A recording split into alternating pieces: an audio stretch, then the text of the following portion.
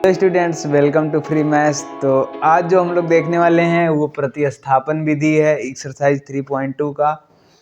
इसमें हम एक दो क्वेश्चन बताएंगे ताकि आपके कोई भी क्वेश्चन अगर समीकरण इस चैप्टर 3 से आते हैं द्विचर वाले रैखिक समीकरण से, तो आप उनको आराम से कर लें और कोई दिक्कत ना हो आपको, ठीक ना। और प्रतिस्थापन विधि को हम अच्छे से समझेंगे, ठीक है। प्रतिस्थापन विधि,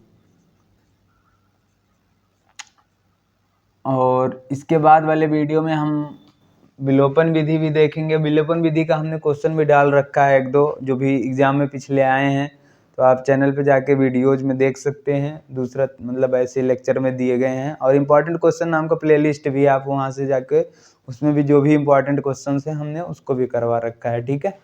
तो चलिए देखते हैं कि प्रतिस्थापन विधि को करते कैसे हैं। तो यहाँ पे हमने 3 सवाल लिया है, जिसमें कि हम एक करवाएंगे, और ये एक्सरसाइज 3.2 का है, जिसमें से आप खुद से भी जाकर प्रैक्टिस एक दो कर सकते हैं। क्योंकि जब तक आप खुद से नहीं प्रैक्टिस करेंगे, हमारे समझाने तो आप समझ जाएंगे लेकिन फिर भूल जाएंगे, ठीक है ना। तो खुद से करना बहुत इम्पॉर्टेंट चीज़ है ना। तो आपको बस कुछ स्टेप्स हैं जिसको आपको फॉलो करना है ताकि आप पूरा अच्छे से कर लें। तो हम यहाँ पे ये 2 क्वेश्चन नहीं लेते हैं, हम ये दूसरा क्वेश्चन करके दिखाते हैं, ठीक ना। तो ये देखिए दूसरा क्वेश्चन कहा है कि यम का वह मान ज्ञात कीजिए जिसके लिए y बराबर mx+3 है, ठीक है। y का मान भी निकालना है, ठीक है। यम का वह मान, यहाँ पे यम का मान भी बताना है, इसको भी निकालना है, ठीक है। तो अब देखो हम करेंगे कैसे इसको, प्रतिस्थापन विधि से। मान लो अगर पेपर में हमारे आ गया, ठीक ना। तो सबसे पहले हम क्या लिखेंगे, हम ऐसे सॉल्यूशन में लिखेंगे, बोर्ड एग्जाम में कैसे लिखेंगे, ठीक ना। तो हम क्या लिखेंगे, प्रतिस्थापन विधि से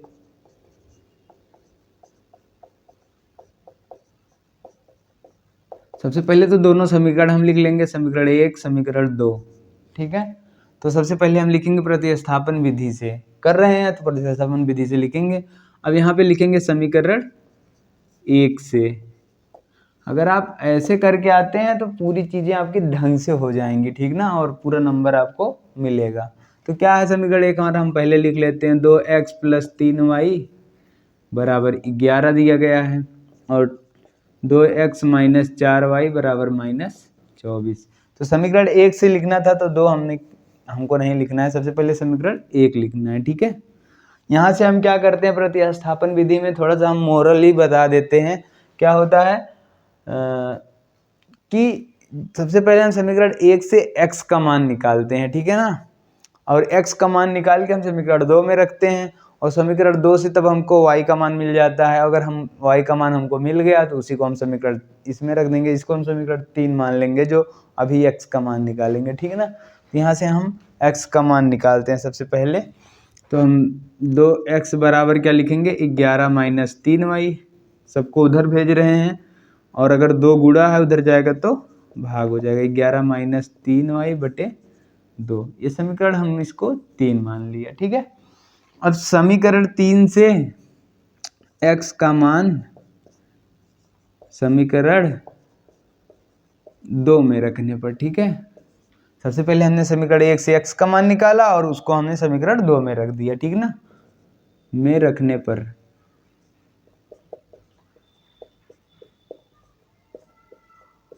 ठीक, तो सबसे पहले समीकरण 2 अब लिख लो क्या है, तब उसके बाद रखते हैं -4y बराबर -24। तो हमें x की जगह पे 11 - 3y रखना है। देखो यहाँ 2 के बीच में गुणा है, तो 2 गुणा ब्रैकेट में 11 - 3y बटे 2। जब आप ऐसे करोगे तभी पूरा हो पाएगा, ठीक है ना, क्योंकि गुणा दोनों में होगा 2 का। -4y बराबर -24। अब क्या करते हैं, हम 2 का अंदर गुणा कर लेते हैं, या देखो 2 भाग में भी है तो 2 से ये 2 कट जाएंगे, तो बचा क्या है, हम इधर लिख लेते हैं 11 - 3y -4y बराबर -24। 11 देखो इधर प्लस में उधर जाएगा तो माइनस हो जाएगा, और देखो -3 और -4y दोनों के साथ y है तो ये जुड़ घट सकते हैं। अगर 2 संख्याएं दोनों माइनस में हैं तो क्या हो जाते हैं, जुड़ जाते हैं, लेकिन चिन्ह माइनस का ही लगा रहता है। तो -7y बराबर 11 को हम उधर भेज देते हैं, -24 - 11 हो गया। तो y बराबर 11 और 24 कितना हो जाएगा, देखो 35 माइनस, और -7 इधर गुणा है, उधर जाएगा तो भाग हो जाएगा, तो हम यहाँ पे भाग कर देंगे -7 से। 7 से 7 बचे 35, तो y बराबर कितना आ गया 5। ठीक है, तो y का मान तो हमको मिल गया। अब y का मान हम समीकरण 3 में रख देंगे, तो समीकरण 3 से हमको x का मान मिल जाएगा। तो लिखेंगे y का मान समीकरण 3 में रखने पर, ठीक है। तो अगर हम समीकरण 3 में रखते हैं तो क्या हो जाएगा, देखो सबसे पहले हम क्या करते हैं, समीकरण 3 में यहाँ पे लिख लेते हैं। क्या है समीकरण 3 हमारा, 11 माइनस 3y बटे 2। तो x बराबर हमको देखो y के जगह कितना रखना है, 5 रखना है, तो 11 माइनस 3 गुणे 5 बटे 2। x बराबर 11 माइनस 15 बटे 2। तो x बराबर कितना हो जाएगा -4। देखो ये प्लस में माइनस घटेगा, 15 में से 11 जाएगा तो 4 आएगा, लेकिन बड़ा 15 है और माइनस में है तो चिन्ह माइनस का लगाएंगे। 4 बटे 2, 2 से 2 कैंसिल, तो ये आ गया -2। आप लास्ट में लिख देंगे अतः x बराबर -2 तथा y बराबर 5 समीकरण का हल है। ठीक है, तो ये हमारा प्रतिस्थापन विधि यहाँ से कंप्लीट हो जाता है। अब प्रैक्टिस के लिए 2 क्वेश्चन और आप लोग कर लीजिएगा खुद से, ताकि कोई दिक्कत ना हो आपको, ठीक ना। तो चलिए अब हम थोड़ा सा विलोपन विधि भी बता देते हैं, और इसके बाद एक नए दूसरे वीडियो में हम आपको बज्र गुणनखंड विधि भी समझा देंगे, ठीक ना, क्योंकि इन सब पे क्वेश्चंस आ जाते हैं, एक क्वेश्चन जरूर रहता है समीकरण हल करने वाला, ठीक है। और अगर आप पूरा वीडियो देखेंगे तभी आपको चीज़ें वो क्लियर हो जाती हैं, ठीक ना। तो सबसे अब यहाँ पे अगर विलोपन विधि बात करें तो क्या होता है, विलोपन विधि, इसमें हम क्या करते हैं, देखो जैसे हमारा मान लो ये वाला समीकरण है दशमलव वाला, ठीक ना। तो इसमें हम देखो सबसे पहले लिख लेते हैं 0.2x प्लस 0.3y बराबर 1.3, और 0.4x प्लस 0.5y बराबर 2.3। ठीक है, तो अगर हम इन दोनों में क्या ऐसा कर दें कि चाहे x वाली चीज़ें बराबर हो जाएं चाहे y वाली चीज़ें बराबर हो जाएं, ठीक ना, कुछ ऐसा करना है ताकि दोनों में से कोई ना कोई बराबर हो जाए, ठीक है। अब देखो यहाँ पे हम क्या कर सकते हैं, y वाला करने के लिए y भी हम कर सकते हैं और x वाला भी कर सकते हैं। सबसे आसान तरीका क्या है, देखो अगर कुछ नहीं समझ में आ रहा है क्या करें, तो इसका वाले जो y के साथ है उसका गुणा ऊपर वाले में कर दो, और जो ऊपर वाले में y के साथ है उसका गुणा नीचे वाले समीकरण में कर दो, ठीक है।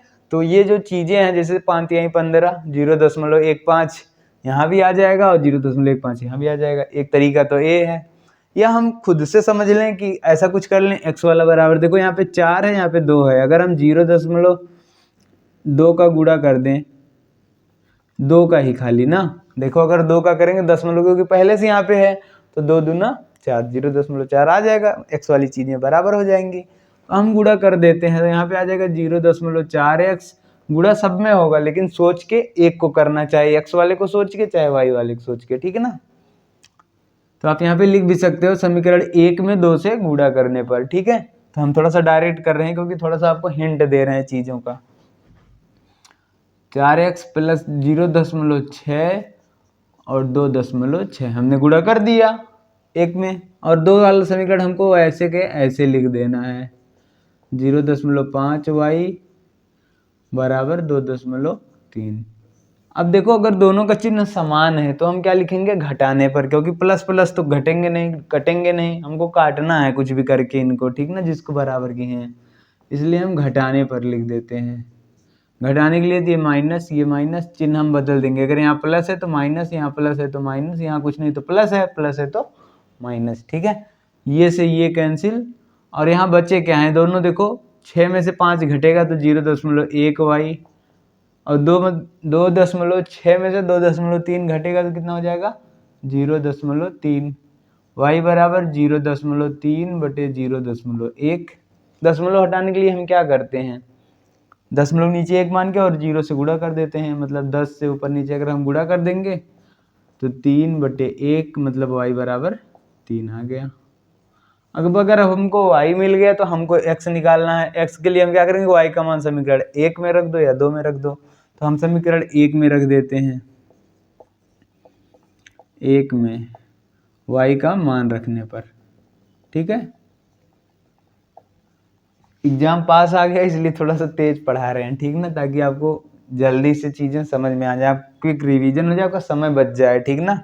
तो हम लिख लेते हैं 0.2x प्लस 0.3y बराबर 1.3। तो y की जगह पे हमको 3 रखना है, तो 0.2x बराबर प्लस 0.3, यहाँ पे गुणा होता है, ठीक ना। तो y की जगह पे 3 रखना है, तो हम 3 रख देते हैं बराबर 1.3। 0.2x बराबर, इनका गुणा करेंगे, देखो 3 त्रिक का 9, 0.9 आएगा, और 9 इधर प्लस में 0.9 है, इधर जाएगा तो माइनस हो जाएगा, 1.3 माइनस 0.9। तो x बराबर ये कितना आएगा, 13 में से, मतलब देखो 13 में से 9 घटेगा तो 4, 0.4, और इधर गुणा था, इधर ये आएगा तो भाग हो जाएगा 0.2। दशमलव से 10 से गुणा करोगे दशमलव हट जाएगा, ठीक ना। तो 4/2 होगा, तो इनको काटेंगे तो 2 आ जाएगा, ठीक है। x बराबर, तो ये हमारा आसानी से आंसर आ गया इस समीकरण का भी।